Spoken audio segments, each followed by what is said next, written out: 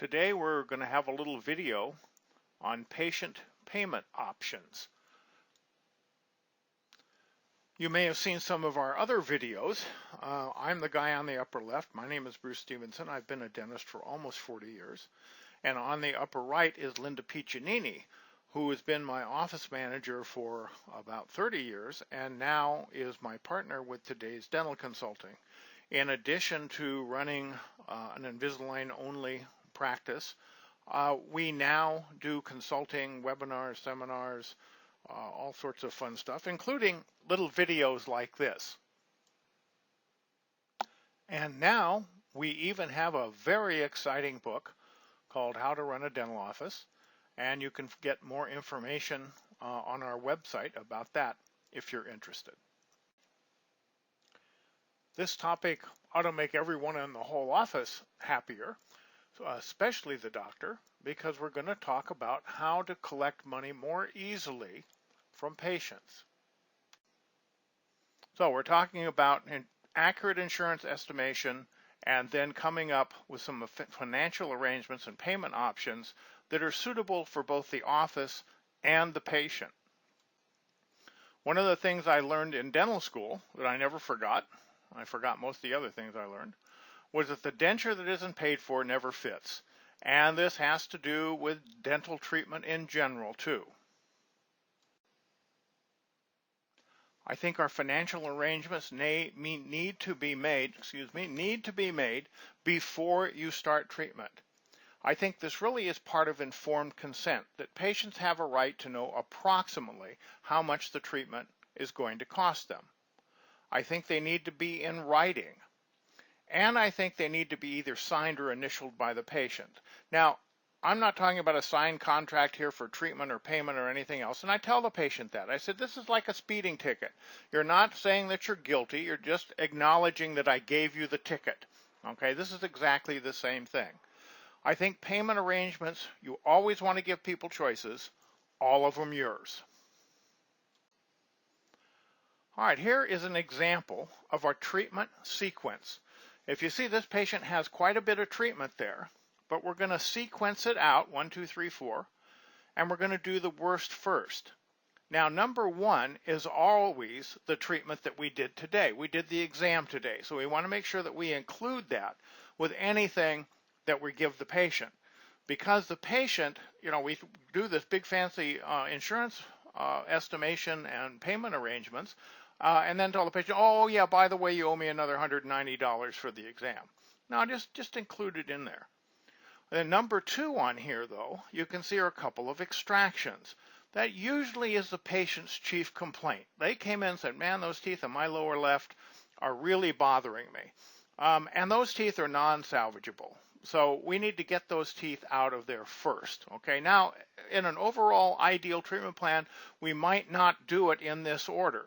But this is the worst first treatment plan. If the patient can only afford a small amount for treatment, you can go back, you can fall back here and say, here's what the doctor recommended we do first. Would you like to get an appointment for that? Okay, second thing, a couple more extractions, then we're going to do some resins and so forth. You can see how it's broken down. So ideally, the patient's going to do all the treatment, but unfortunately, that doesn't always happen. I mentioned the worst first sequence. Okay, that poor guy on the left doesn't have any money, and he may be embarrassed to discuss that with the doctor, and he's more likely to discuss it with the person that's going over the payment options with him. So that's why having a worst first treatment plan gives you the option of dropping back so you can accommodate this guy's finances. Always give people choices, all of them yours. Now, that guy on the right is a rich dentist. He is rich not because from being a dentist, but because his son is Mark Zuckerberg, who owns Facebook. A lot of people don't know that Dr. Zuckerberg was a dentist, still alive. All right, how are we going to do? We haven't got to the payment options yet because we got to do an accurate insurance estimation. How are we going to do that? We got to look for that information. No, it's not under the couch. No, we're not going to get it by being on hold with the insurance company for an hour. Total waste of time. Okay, so where is it? You're pulling your hair out. Look up. Is it a bird? Is it a plane? No, it's the internet. That's where you're going to find your insurance benefits. Now, you may want to continue doing it the way you've been doing now, being on hold with the insurance company and so forth. And of course, that's your prerogative. But keep in mind, doing things the old-fashioned way will slowly put you out of business. You will be less and less competitive against offices that do it the modern way as time goes on. And if you're a staff person who is reluctant to change, to give up the horse and buggy, keep in mind you're slowly putting that practice out of business, and eventually you're going to be looking for a new job. And by the way, that new job will be in an office that does get benefits from the out of the cloud. How do you find out how to do that? Well, you look at another one of our free videos on our website. And this one is real-time eligibility and benefits in less than 1 minute. In less than 1 minute. How can you make a phone call to an insurance company and get only possibly accurate information in less than 1 minute? You can't. This way you can. So look at that video too. Now, what are we going to give the patient? What kind of a piece of paper are we going to give the patient? I said a while back that I want the payment options to be in writing. Okay, well, here's what a lot of people do. They just give them a printout that comes from the computer, and you can see it estimates the insurance portion, patient portion, and so forth. I think, number one, that terribly confuses patients. Number two, when you start putting numbers out of there, people focus on the numbers, patients focus on the numbers, and it generates a lot of questions. It raises a lot of objections that are not necessary. So I think we can do it a much more efficient way. We could do it like this. We could just take out all the fees and just have a list of the treatment. I don't recommend you do that either, though. This is what I recommend that you do. A printed payment option that shows right up here a description of the treatment. It's going to automatically put in the patient's name and the date because this is a merge document. This is a Microsoft Word merge document. So it merges with your patient information. Now, this is what's called a compound document because in addition to the Word portion, it also has an Excel portion.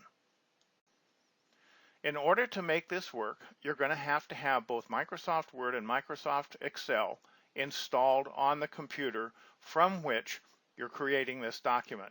Now, a lot of people have Microsoft Office. A lot of times it came on computers. That works just fine. That has both of these. If you don't have either one, you can also use a program called Open Office, which is sort of a Microsoft Office clone, and it's free. So just Google Open Office, and that will work just as well. All right, finally, we got all our insurance information in there. It's all nice and accurate. We have correctly entered everything that we need in the computer, or the computer did it for us. We've read our notes. So things like sealants, for instance, won't necessarily come over accurately. We're going to have to read the notes and know about how sealants, because they're applied differently by different insurance companies. So it's not 100% of the information yet, but it's getting a lot better. And it's going to look just like that. You saw that before. Now, the payment option is going to do the calculations for us up here that I'll show you, but it spells them out down here. And different offices, obviously, are going to want to have different payment options. Okay, we can change these things, and I'll show you a variety of them. Now, here's one.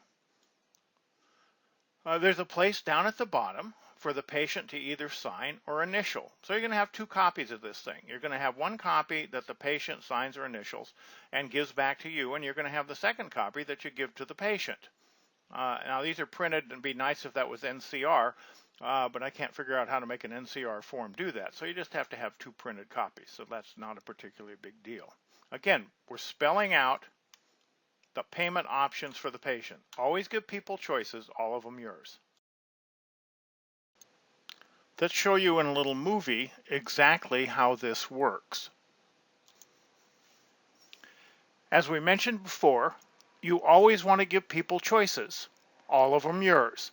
So this is an example of that with payment options. Now remember, we want to put in a description of the treatment. It's automatically going to fill in the patient's name and the date. If I double clicked on that, it opens our Excel spreadsheet. And in there, I can enter new numbers. So here's some numbers for my treatment. Here's the numbers for my estimated insurance. I put in a number for the estimated number of appointments. And if you'll notice down below, when I hit enter, it's going to change the amount due down there at each appointment. Watch that. Okay, see, the spreadsheet's doing all the work for you. Very slick, very easy. Takes a little setup, but it's worth it. If I don't like that line, for instance, I don't want to give both the senior citizen and the prepayment discount, I can just go ahead and delete out that line. In this case, I want it there, so I'm going to put it back. But you see, you can modify this on the fly, but you can also set them up ahead of time like that. When I click outside the spreadsheet, I get my regular letter back again with my new numbers in there. So I want to, again, be sure to put in a description, a brief description of the treatment plan.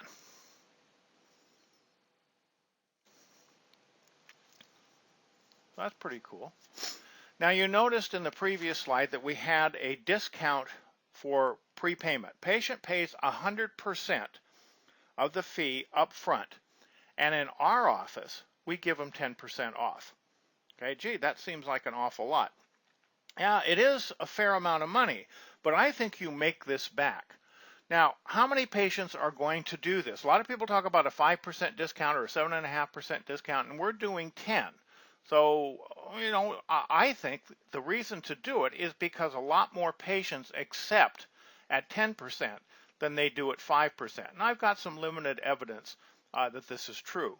Now, we did a little study in our office about a 6-month period, and these are Invisalign patients. And we found that 73% of the Invisalign patients prepaid.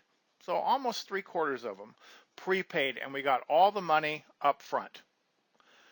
Of those patients, 91% had dental insurance. Now they paid the whole amount, okay? And then when the dental insurance check comes, we just turn around and send it to the patient. All right, so that's the way we do it. You can give less of a discount. I think it doesn't tend to work quite as well. Well, what's one of the big advantages of giving a big discount like that? If it costs you between 3 and 5%, that's an estimate other people have made. I think it's a little bit more than that. But let's say it's 3 to 5% to collect the money. That's how much of your overhead goes to collections. Again, I think it's probably a little bit more. But here's a big problem. How many of your patients fail appointments? Let me tell you that people who prepay do not fail appointments. How much is that worth to you? I don't know. Maybe you don't have any failed appointments. I suspect you do, though. All right, so now we're back looking at this thing. This is a different one with different options than I showed you before. Okay, and the options down here have to correspond with the little calculations that are done up here. Now, the spreadsheet does the calculations for you automatically, but you've got to put it in there correctly in the first place. Now, if you're one of our clients, we set this up for you ourselves and give it to you. If you're not one of our clients, then we'll be happy to send you the compound document, and you need to customize it yourself. Not that difficult. What if your office uses QDP, Quality Dental Plan, or some other in-house discount plan for patients? Well, here you go. We've got another financial arrangement set up just for that. Now you notice that this down here, where we mentioned the Quality Dental Plan, corresponds with this area up here. And again, once it's set up, it's going to do the calculation for you. It's going to show the patient exactly how much they're going to save. So that makes it a little easier to encourage the patients to use something like Quality Dental Plan. So again, a lot of flexibility built into this, and you can have different versions of this. For instance, up here you'll see that we've included insurance. Well, one of the purposes of Quality Dental Plan is it's for people that don't have insurance. Okay, no problem. Here's one with no insurance. Okay, we just took that area out of there. So you get the idea. A lot of flexibility. Again, we've got the description of the treatment that we summarized up here. Now we had to type this in. I'm sorry, can't figure out a way to do that automatically. Put the patient's name and date in there automatically, but you're going to have to enter a summary of the treatment. You know, and this is more than adequate for most people. This is all they want. They don't want all that detail. So who is going to present the payment options and where are they going to do it? I think the person that should present the payment options is the person in the office who has the best rapport with the patient. Now, who might that be? That might be the person that's been there, that seated the patient, that's been there during the entire exam, that actually entered the exam into the computer, who listened to what the doctor said during the case presentation. It's the chair side. Now, one of the trickiest handoffs in the office is to take the chart and the patient and walk up to the front and here give the person in the front desk the chart and say, all right, hurry up, she wants some financial arrangements and she's got to be out of here in 5 minutes. You know, no wonder nobody schedules an appointment. No wonder you don't have good acceptance of your treatment plans. If you have the chair side do it quietly, away from the front desk, she can easily be trained to do this. She already knows all about the treatment. And one-to-one, she can discuss the payment options with the patient. Now, remember we talked about the worst first treatment plan. What if this is the patient with no money? Okay, she doesn't have to go running off to the doctor and say, okay, the patient can't afford it. What are we going to do now? Okay, she just looks in there and says, okay, can you afford $600 to have those 2 extractions done? Yada, yada, yada. Okay, so that's why this is such an efficient system.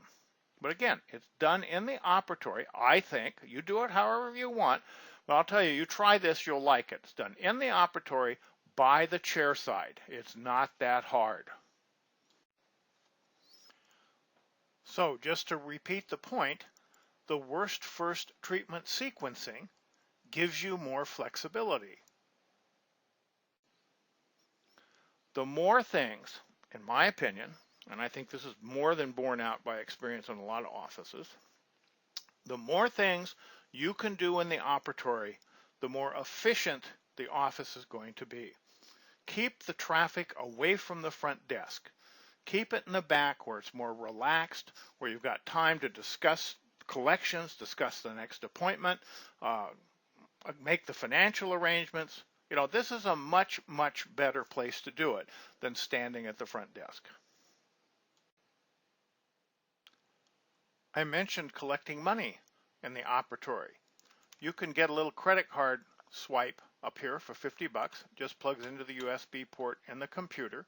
You slide the card, you enter the payment, it automatically goes into your dental software, if you've got the right software. And at least in the case of Open Dental, there's no additional charge to do this. So pretty slick, again, away from the front desk. So you can continue to do things the way you've been doing them, but I think that it's kind of time to change. And the change is going to involve lots of little different pieces that fit into the overall puzzle of modern dental practice management. And that's why we have so many videos, and that's why, and they're free. And that's why we recommend that you kind of think about doing some things a little bit differently. Don't forget our exciting book. You can find it on our website there, todaysdentalconsulting.com. I hope this little video has been useful for you.